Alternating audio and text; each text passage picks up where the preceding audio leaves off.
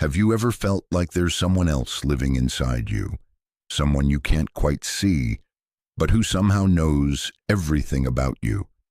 I used to ignore that feeling, brushing it off as just another overcomplicated thought. But as time went on, I started to realize that this invisible presence wasn't just imagination. It was me, or at least a part of me I had spent most of my life avoiding. The part that knew my fears, my anger, my shame. The part I had buried so deep that even I forgot it existed. You know, it's strange. We grow up learning to be good, polite, strong, composed. From a young age, someone tells us, "Don't cry," or "Don't be angry," and we listen because we want to be loved. We learn that approval is safer than authenticity, and without realizing it, we start building walls inside ourselves, keeping only the acceptable pieces in the light. Everything else, the pain, the jealousy, the resentment, the grief, gets pushed into the dark.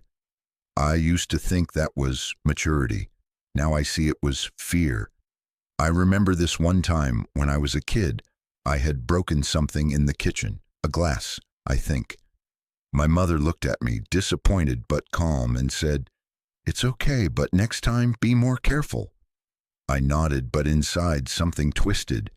I felt shame, like I had done something unforgivable. That tiny moment stuck with me, silently teaching me that mistakes are dangerous, that being imperfect meant losing love. I carried that belief for years without knowing it. And the more I tried to be careful, composed, good, the more I lost touch with that wild, messy, honest part of myself that didn't care about perfection. It's almost funny, isn't it? We spend our lives running from the parts of ourselves that scare us, the anger, the guilt, the grief, thinking that if we ignore them, they'll disappear. But they don't. They just wait. They wait until you're tired enough, quiet enough, honest enough for them to whisper, "I'm still here." And when that whisper finally comes, it's both terrifying and freeing. I think that's what Jung meant when he talked about the shadow, the part of our psyche that holds everything we deny. It's not evil, it's just forgotten. The anger we suppress becomes exhaustion. The sadness we hide becomes numbness. The fear we won't admit becomes control. The shadow doesn't want to destroy us. It just wants to be seen. For most of my life, I tried to be the person everyone expected, kind, reasonable, calm, and yet, behind that mask, I could feel a storm. Sometimes it showed up as irritability, other times as sudden self-doubt or quiet resentment that came out of nowhere. I would lash out at people I cared about and then hate myself for it. It was like living with an invisible puppeteer, one that knew exactly which strings to pull. There were nights when I'd lie awake, staring at the ceiling, wondering why I kept repeating the same patterns. Why did I keep choosing the same kinds of relationships, making the same mistakes, feeling the same pain over and over? It wasn't fate or bad luck, it was my shadow, the parts of me I hadn't learned to love, begging for attention through chaos. I used to think awareness would make it stop, that if I could just understand my darkness, it would disappear. But understanding isn't the same as acceptance. You can't think your way out of pain. You have to feel it, sit with it, let it speak. And that's the hardest part, because it means letting go of control. It means admitting that you're not always kind, not always patient, not always the person you want to be. It means realizing that your light and your darkness are not enemies. They're siblings, born from the same soul.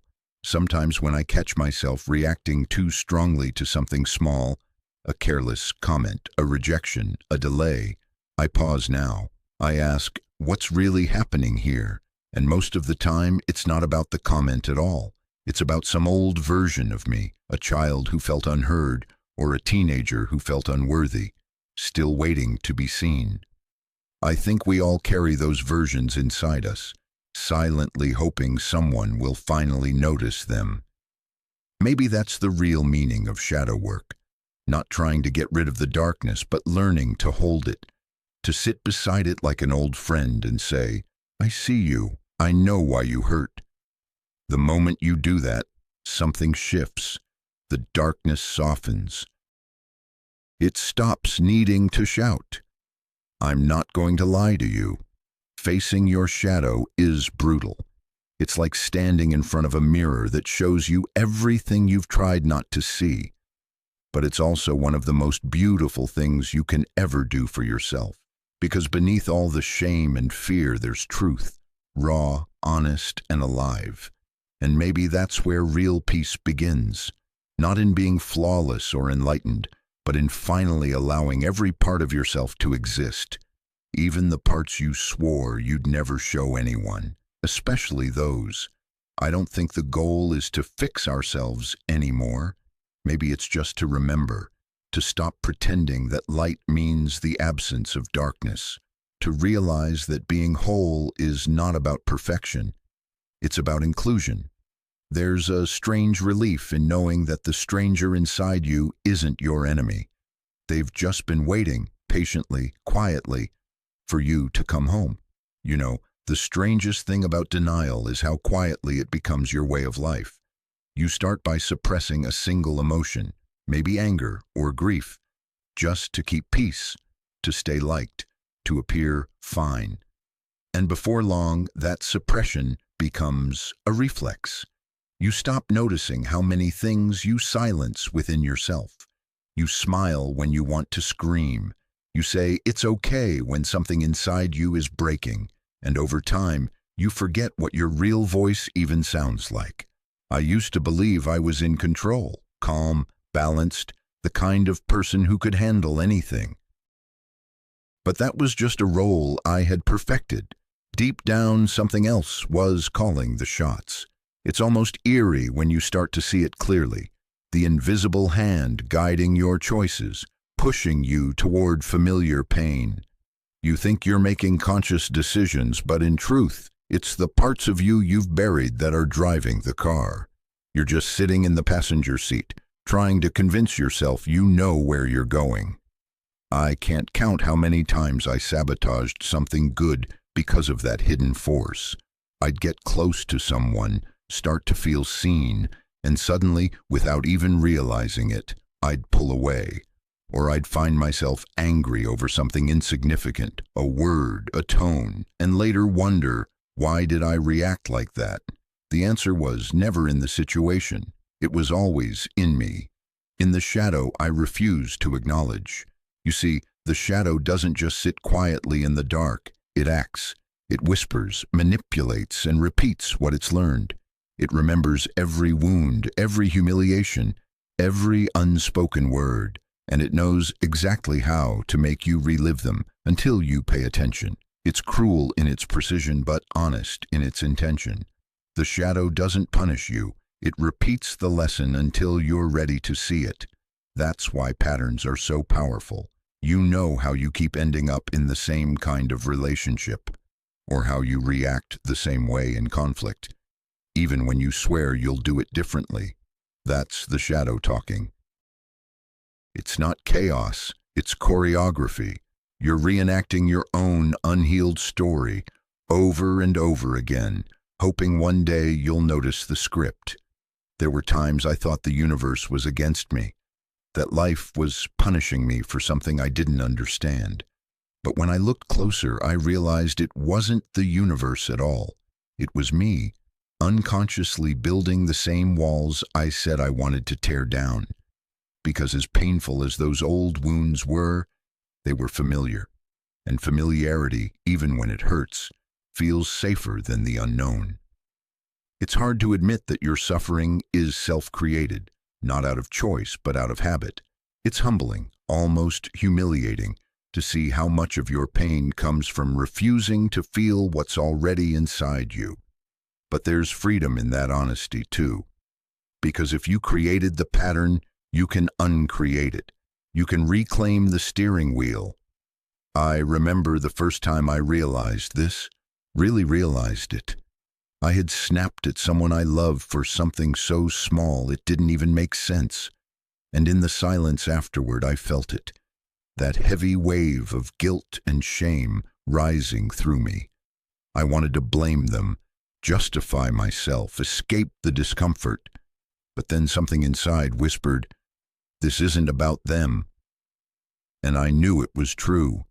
That moment cracked something open.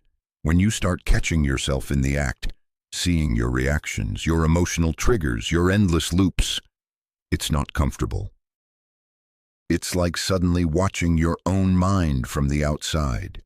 You notice how quickly you defend yourself, how automatically you lie to protect an image, how easily you retreat when you feel exposed. But if you can stay with it, just watch it without judgment, a strange thing happens. You begin to see the innocence in it all. Every reaction, every fear, every pattern was born from pain, not malice. The part of you that lashes out isn't evil, it's wounded. That realization doesn't excuse your behavior, but it changes how you hold it. Instead of condemnation, there's compassion. You stop asking, what's wrong with me, and start asking, what happened to me? And that question, simple as it is, opens a door. I've come to think of the shadow not as darkness, but as truth that hasn't been met with love yet. It's the part of you still waiting for understanding. And when you finally turn toward it, when you stop running and start listening, you realize it's been trying to save you all along. It wanted you to stop pretending, to stop performing, to stop abandoning yourself in the name of being good. The irony is, the more you deny your shadow, the more power it has over you. But the moment you look at it, really look, it loses its grip. It's like switching on a light in a room you thought was haunted. The monsters were never real. They were just memories waiting to be acknowledged. These days, when I feel myself reacting strongly, I try to pause. I breathe, and I ask, who's speaking right now? The me of today, or the me who's still hurting? Sometimes it's still the latter, but at least now I can tell the difference, and that's how the control begins to shift. Awareness doesn't erase the shadow. It just changes your relationship with it. You stop being its victim and start becoming its student. And from that moment on, your life stops being a repetition of the past and starts becoming an act of creation. When I decided to face myself, really face myself, I didn't know what I was signing up for. People like to romanticize healing, but the truth is, it's not pretty. It's raw. It's uncomfortable. It's like peeling your own skin off, layer by layer, just to see what's been hiding underneath. I remember waking up one morning and realizing that I couldn't keep living the same way, pretending I was fine, repeating the same mistakes, feeling disconnected from my own life. Something in me whispered, "It's time." And even though I was terrified, I listened. That's how the 30-day challenge began, not as some neat self-improvement plan, but as a desperate act of honesty. I told myself, for the next 30 days, I'll stop running. I'll look at whatever comes up, the guilt, the anger, the fear, without flinching. No distractions, no excuses, just me and my truth. At first, it was chaos. The moment you decide to sit with yourself, all the noise you've been suppressing rushes to the surface. Old memories, regrets, people I hadn't thought about in years, they all came flooding back. It felt like my mind was trying to drown me in everything I'd avoided. There were days I couldn't even look in the mirror without feeling like I was staring at a stranger. I started writing, not neatly, not thoughtfully, just pouring everything out. Page after page of fragmented thoughts. I hate this. I feel alone. I'm angry. I'm scared. Sometimes I'd cry mid-sentence. Other times I'd stare at the words and think, is this really who I am? But somewhere between the pain and the ink, I started to see patterns. Every emotion, every self-criticism, every fear, they all traced back to the same source. I had never learned to sit with myself. I'd spent my whole life trying to fix, hide, or outperform my pain instead of feeling it. There's something almost sacred about those first days of facing your shadow. You start to realize how often you've betrayed yourself just to stay comfortable. How many times you've said yes when your whole being screamed no. How many times you've smiled while breaking inside. The hardest part isn't seeing your flaws. It's realizing how long you've lived disconnected from who you really are. Around the second week, something shifted. The chaos didn't go away, but I started to make space for it. I'd wake up early, make tea, and sit in silence. No phone, no music, just breath and presence. At first it felt unbearable. My thoughts would spiral, my emotions would rise like waves. But slowly I began to notice moments of stillness between the storms, tiny pockets of peace where I could hear something softer. Not my mind, but something beneath it. That's when I realized healing isn't about erasing pain. It's about learning its language. Each emotion I'd avoided, anger, sadness, jealousy, had something to say. Anger was telling me where my boundaries were crossed. Sadness showed me what I'd lost. Jealousy pointed to parts of myself I'd abandoned. Once I stopped judging them, they started to guide me. It was humbling, like meeting parts of myself that had been waiting in the dark for years, asking only to be acknowledged. Still, there were days when I wanted to quit. I'd feel numb or overwhelmed, and the old habits would call, scrolling, eating, distracting, anything but feeling. But I made a deal with myself. No running, even if it meant sitting in silence, even if it meant crying for no reason. And every time I stayed, something inside me softened. By the third week, journaling had become less of a task and more of a ritual. Each night, I'd ask myself 3 questions. What did I feel today? What did I avoid feeling? What did I learn about myself? The answers were never clean, but they were honest. And with every page, I started to see that healing wasn't linear. It was cyclical. Some days felt like progress, others like collapse, but both were part of the process. You learn to stop chasing better and start choosing truth. And that truth, as uncomfortable as it is, becomes a form of freedom. When you stop pretending, life stops being something you perform. It becomes something you live. Toward the end of the 30 days, I noticed something subtle but profound. I was lighter, not happier in the conventional sense, but more real. When anger came, I didn't suppress it. I listened. When sadness rose, I didn't drown in it. I held it. It's strange how powerful it feels to finally stop running from yourself.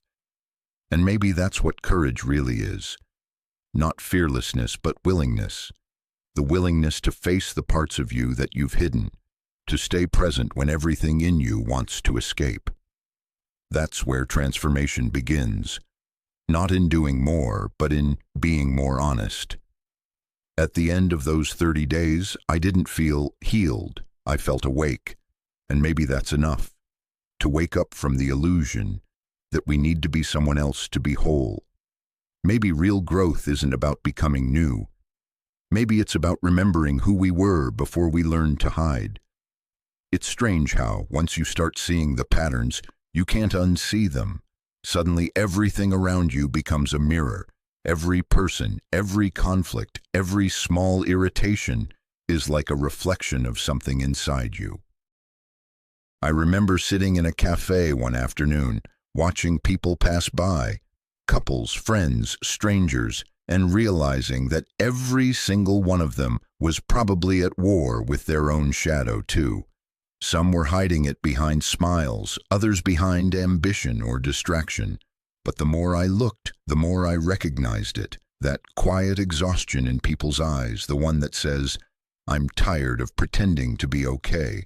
That's when I started noticing how my shadow spoke to me, not in words, but through patterns, the same arguments, the same disappointments, the same kind of emotional pain dressed in different faces. I used to call it bad luck. Now I see it as communication. My shadow wasn't trying to punish me. It was trying to teach me. I saw it most clearly in my relationships. You know how sometimes you attract the same kind of person over and over, even though you swear you're done with that type? I used to fall for people who couldn't meet me emotionally, people I had to chase for attention, approval, or love. And each time it ended the same way. Me feeling unseen, unwanted, not enough. For a long time I blamed them. But one day, it hit me. I'm the common denominator. That realization was brutal, but it was also the beginning of freedom. Because once you stop blaming the world, you start listening to yourself. I began asking why I kept choosing pain that felt familiar, and the answer was both simple and devastating. Because somewhere deep down, I believed I deserved it. My shadow had been built on that belief since childhood, that love must be earned, that peace is conditional, that worth must be proven. Once I saw that, everything began to make sense. Every time I felt drawn to someone unavailable, it was my unconscious trying to heal an old wound by recreating it, as if this time I could fix the story. But that's the trap. Until you face the wound directly, you keep replaying it. The same thing happened in my work. I'd sabotage opportunities, delay projects, tell myself I wasn't ready. On the surface, it looked like laziness or fear of failure, but deep down, it was fear of success, fear of stepping into a life where I couldn't hide behind my pain anymore. Because as long as I stayed small, I stayed safe.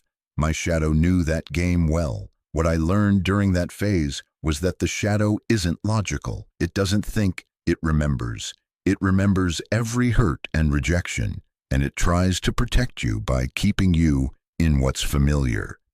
Even if that familiarity is misery, that's why the same situations keep showing up until you stop running and face them.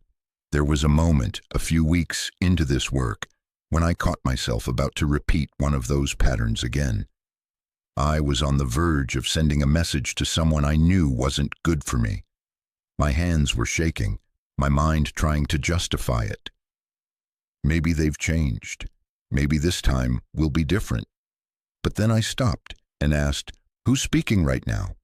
And I knew the answer. It wasn't the grown version of me. It was the abandoned part, the one that still thought love had to hurt. So I didn't send the message. Instead, I sat there, letting the ache wash over me, the loneliness, the longing, the urge to fix what was never mine to fix. I cried, not because of them, but because I finally saw the truth. My pain wasn't caused by others anymore. It was being perpetuated by my refusal to see myself.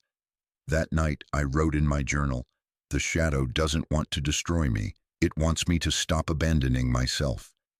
And maybe that's what this whole journey is about, learning to stop looking outward for what you've been denying inwardly. Every person who triggers you, every situation that repeats, every emotion that overwhelms you, they're all invitations. Invitations to listen to the parts of yourself that have been begging for your attention. It's not easy. Some days it feels like walking through fog. You can't see where you're going, and the air feels thick with memory. But then there are moments of clarity where everything inside you suddenly makes sense. When you see how your anger was really a cry for respect, how your sadness was love unexpressed, how your fear was your heart trying to protect something sacred. I think that's when you begin to understand that the shadow isn't your enemy at all. It's your compass. It leads you straight to the places you've abandoned, the wounds you've ignored, the love you've withheld from yourself. And the more you listen, the less it controls you. That's the paradox of all this. The darkness loses its power the moment you stop resisting it. The very thing you were running from becomes your guide home. And for the first time, instead of being haunted by my past, I started to feel guided by it. Like every painful experience had been preparing me, not to suffer, but to see, And seeing changes everything. Because once you know the language of your shadow, life stops happening to you and starts happening through you. I think the hardest thing about shadow work isn't what you find. It's what you lose along the way. You lose the illusions, the masks, the old stories that once made you feel safe. You lose the comforting idea that you're just unlucky, or that life's unfair, or that someone else is to blame. And with every layer that falls away, you come closer to something you've been avoiding your whole life: yourself. By the time I reached this part of the journey, it wasn't about understanding anymore. It was about living differently. Awareness without action is just another form of avoidance. So I started making small, deliberate choices. The kind that felt uncomfortable, but honest. Saying no when I wanted to say yes, just to be liked. Speaking up when I felt small. Letting people see me when I was vulnerable, even if they didn't understand. And that's when life began to shift in ways I didn't expect. You see, when you start changing on the inside, your outer world scrambles to keep up. Some relationships fell away, not because anyone was wrong, but because the connection was built on who I used to be. There were moments when that loss felt unbearable. But beneath the grief, there was also relief. A quiet knowing that what was fading was never truly aligned with me in the first place. I remember one evening vividly. I was sitting alone on my balcony, watching the city lights blur into the night. It hit me how much of my life had been spent trying to be someone. Someone good enough, kind enough, strong enough to deserve love. And for the first time I whispered out loud, I don't have to earn it anymore.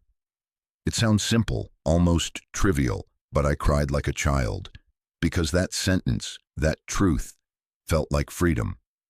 Shadow work taught me that healing isn't about becoming perfect or pure. It's about becoming whole, and wholeness includes the parts of you that still tremble, still doubt, still ache. It's not about killing your shadow, but holding it close enough to see that it's made of the same material as your light. But it's not all peace and poetry. There are days when the old patterns still whisper, the impulse to withdraw, to self-sabotage, to shrink. The difference now is that I recognize the voice. I don't confuse it with truth anymore. I can look at it and say, I see you, you're scared. But we're safe now. It's strange how something as simple as that can stop an entire storm inside you. Over time, I began to see how the shadow had shaped not just my emotions, but my entire sense of identity. So much of who I thought I was, the overachiever, the caretaker, the peacemaker, wasn't authenticity, it was defense. Each role was a wall built around the fear of not being enough. But once those walls start to crumble, something softer emerges, something real. It's not that the pain disappears, it's that it stops defining you. You start to see that your triggers are just unhealed fragments, and your reactions are opportunities for awareness. Instead of spiraling, you start to pause. Instead of running, you stay. And in that staying, you find strength you didn't know you had. The shadow teaches you a new kind of courage, not the loud, heroic kind, but the quiet bravery of honesty. The courage to say, I'm still figuring it out. The courage to feel deeply without needing to fix it. The courage to love yourself even when parts of you still hurt. And somewhere in that process, something beautiful happens. You stop needing to prove yourself. You stop performing for approval. You stop chasing people who can't meet you. You start making choices that come from truth rather than fear. And slowly, the world begins to respond to that energy, not because it's magical, but because you finally are. The people who stay in your life now, they see you. Not the version you project, but the real you. And even if there are fewer of them, the connection feels different, deeper, cleaner, freer. You start to realize that authenticity is the most magnetic thing you can ever offer. And perhaps the most profound thing I've learned is this: your shadow doesn't disappear when you integrate it. It becomes your compass. The discomfort becomes a guide. The triggers become teachers, and the darkness becomes a source of power. Every emotion you once feared transforms into energy that moves you closer to yourself. One night, near the end of that month, I wrote something in my journal that I still carry with me. Maybe the shadow isn't the enemy. Maybe it's the bridge, the one that leads me back to the parts of myself I left behind when I learned to survive. I think that's the truth of it all. Healing isn't about becoming new. It's about coming home. And sometimes, to find your way back, you have to walk through the dark. You know that feeling when you finally stop running and suddenly everything that's been chasing you just sits down beside you instead. That's what it felt like when I began to truly integrate my shadow. Not conquer it, not fix it, just sit with it. For so long I had treated the darker parts of me like enemies. The anger, the jealousy, the fear. But when I finally stopped fighting them, something unexpected happened. They started to soften. I remember this one morning. I woke up before sunrise, the kind of gray light that makes the world feel quiet, suspended. I sat on the floor, closed my eyes, and whispered, "Okay, I'm listening." There was no thunderous insight, no sudden wave of peace, just silence, and within it, a kind of warmth, as if something inside me had been waiting a long time to be heard. Integration, I've learned, isn't a single moment. It's a series of tiny reconciliations, conversations between the parts of you that have hated each other for years. You start noticing that the emotions you used to judge actually have purpose. Anger shows you where your boundaries are. Fear keeps you aware of what matters most. Even shame, as cruel as it feels, points you back toward the places where you still crave love. Once you see that, the war inside you begins to end. It's not that life suddenly becomes easy, but it becomes real. When something hurts now, I don't immediately push it away or pretend it's fine. I let it move through me, even if that means crying or sitting in silence or admitting, I don't know. There's a strange dignity in that honesty. You stop performing strength and start living truth. Around that time, I began to see how everything I once resented about myself had another side, almost like a hidden gift waiting beneath the pain. The sensitivity I used to hate for making me too emotional turned out to be my empathy. The stubbornness that caused so many arguments became perseverance. Even my overthinking had a purpose. It was my mind's way of protecting me from chaos I hadn't yet learned to face. The transformation wasn't dramatic, it was quiet. It happened in everyday moments, forgiving myself for saying the wrong thing, breathing instead of reacting, noticing the space between thought and response. That's where freedom hides, not in controlling life, but in choosing how to meet it. One afternoon, I was talking to a close friend who had seen me through all this. She said, "You seem lighter, but not in a fake way. More like you've accepted that you're both light and heavy at once." That struck me, because she was right. I wasn't happier all the time, but I was whole. There's this illusion we all carry, that we'll finally be at peace once we heal everything. But peace doesn't come from healing everything. It comes from accepting that some things will always ache a little. You just stop letting that ache define you. As the weeks went by, I found myself less reactive, less afraid of silence. I could sit with my own company without reaching for distraction. And that's when I realized how much noise I had been carrying. The endless internal chatter that said I wasn't doing enough, that I wasn't enough. It didn't disappear overnight, but now I could hear it without believing it. That's the real difference. You stop needing to prove your worth when you finally feel it. Not because someone else validates you, but because you see that even the broken parts of you are sacred. The parts that once filled you with shame become reminders of your humanity.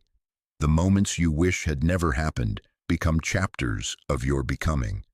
There was a day near the end of that period when I caught my reflection in the mirror and didn't immediately criticize it. I just looked, not at my face, but into my own eyes. For the first time, I saw both the light and the shadow there and thought, this is me, all of me. I didn't need to hide anymore, and maybe that's what liberation really is. Not escaping your darkness, but walking beside it without fear.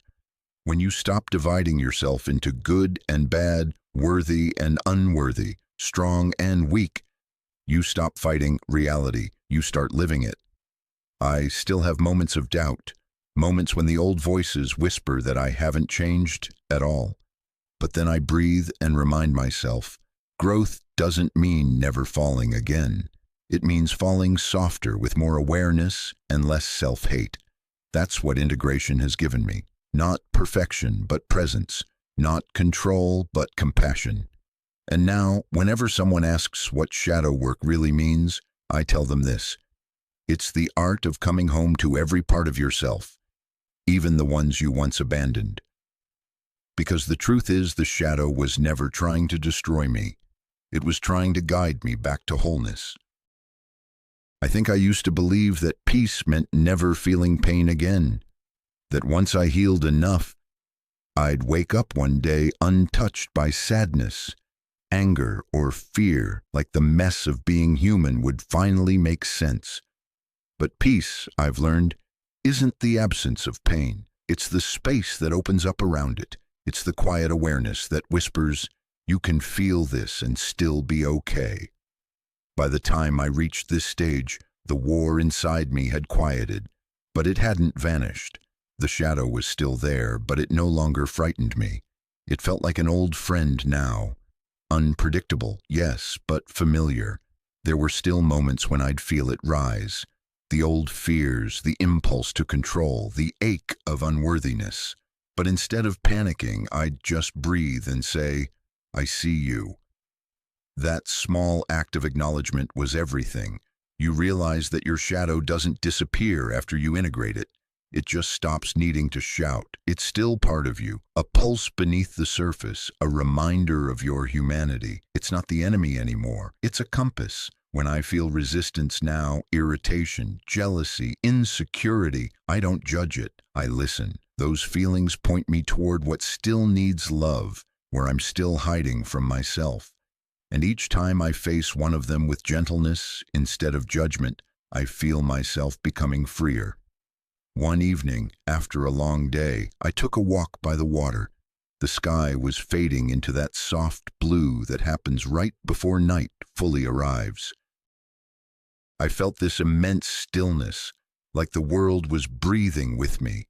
And in that moment, I realized something simple but profound. I wasn't trying to be anyone anymore. For the first time, I wasn't striving, proving, or pretending.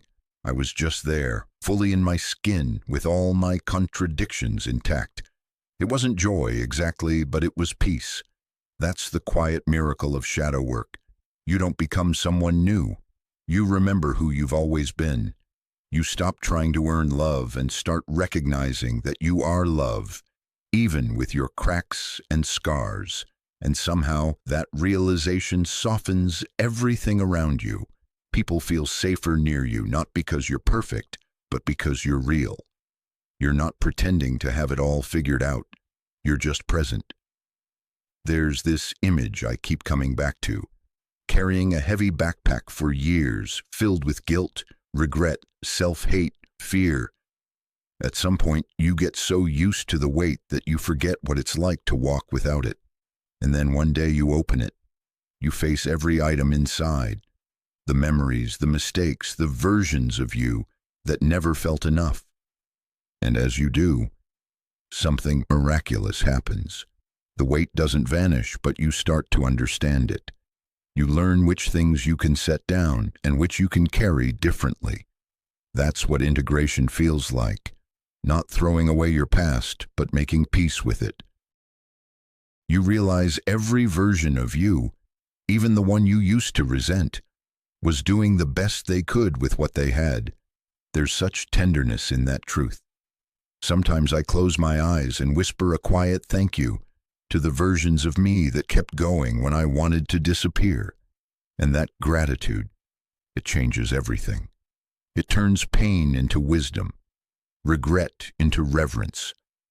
What once felt like wasted years becomes sacred preparation.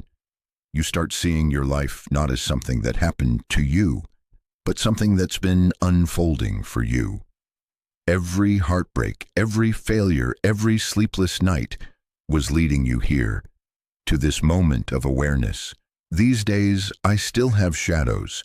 I still get triggered, still lose my balance, but the difference now is that I don't abandon myself when it happens. I no longer split into fragments of shame and resistance. I stay. I hold my own hand through the storm, and that simple act of staying is what wholeness really is. Because wholeness isn't about never falling apart. It's about knowing you can fall and still be loved, especially by yourself. It's realizing that the darkness you feared was never there to destroy you. It was waiting to show you who you truly are when the lights go out. So now, when life feels heavy or uncertain, I don't rush to fix it. I sit in the dark for a while. I listen. I breathe. And more often than not, I can feel something quiet and steady beneath it all. That familiar, grounding truth that whispers, "You're home now." It's almost impossible to describe what wholeness feels like after a lifetime of fragmentation. It's not constant bliss or endless confidence. It's quieter than that, subtler. It's walking through the same life, the same world, but seeing it differently. It's waking up and realizing that even though nothing outside you has changed, everything inside you has. For years, I thought healing meant getting rid of the pain, the fear, the memories. But now I see that healing is really about inclusion, about expanding wide enough to hold it all without breaking. My light, my shadow, my joy, my grief, they're all here, coexisting, finally at peace with each other. It's like the internal war that ran my life for decades finally laid down its weapons. Sometimes I look back at the person I was before this, the one who was always trying to be good, trying to fix themselves, trying to be loved, and I feel this wave of tenderness. They didn't know that wholeness was never about self-improvement. It was about self-acceptance. It was about saying, I am already enough, even here, even now. There's a moment that stands out in my memory, simple but unforgettable. I was sitting on the edge of my bed one evening, the room dimly lit, soft music playing in the background. For no particular reason, I whispered to myself, I forgive you. And something inside me just broke open, not from sadness, but from release. I realized I wasn't talking to anyone else. I was forgiving me, every version of me that had tried and failed, that had loved and lost, that had lied and survived. The forgiveness wasn't conditional. It didn't require a reason. It was simply time. Since then, life has felt more spacious. I still feel pain, of course I do, but it doesn't consume me anymore. When grief comes, I let it in. When joy arrives, I don't question it. When fear whispers, I listen, then remind it that we've made it this far. I live now with a kind of trust I never had before. Trust that I can face whatever comes because I'm no longer divided against myself. And what's beautiful about this kind of peace is that it naturally extends outward. You start seeing others differently too. Their flaws, their contradictions, their moments of weakness. They don't irritate you the way they used to. You recognize yourself in them. You see their pain, their defenses, their longing to be seen, and your heart softens. Compassion becomes less of an effort and more of a reflex. The same applies to love. Real love, I've learned, doesn't demand perfection or performance. It's not about finding someone to fill your emptiness. It's about meeting them from fullness. When you're whole, you stop trying to merge with another person just to feel complete. You can stand beside them, free and open, not because you need them to complete you, but because you choose to share your completeness with them. It's funny, for most of my life, I thought freedom was about control, controlling my emotions, my image, my destiny. But now I understand that true freedom is surrender, not the kind that makes you powerless, but the kind that makes you real. It's surrendering to what is, this breath, this moment, this imperfection, and realizing that it's all enough. Sometimes I think of the shadow now as a teacher who never stopped loving me even when I cursed it. It dragged me through pain, confusion, and loneliness, not to punish me, but to wake me up.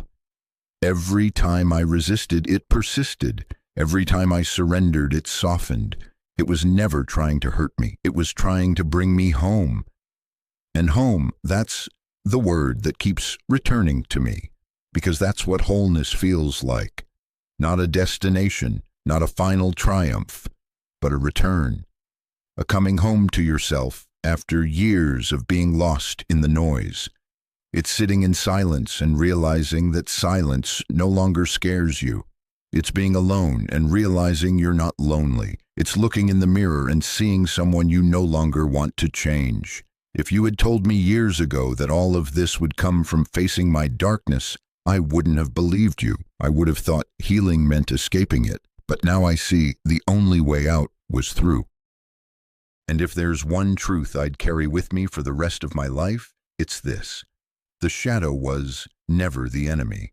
It was the doorway, the invitation to meet the parts of myself I'd abandoned, the bridge between the person I pretended to be and the person I truly am. So here I am, not perfect, not finished, not enlightened, just whole, just human. And for the first time, that feels like enough.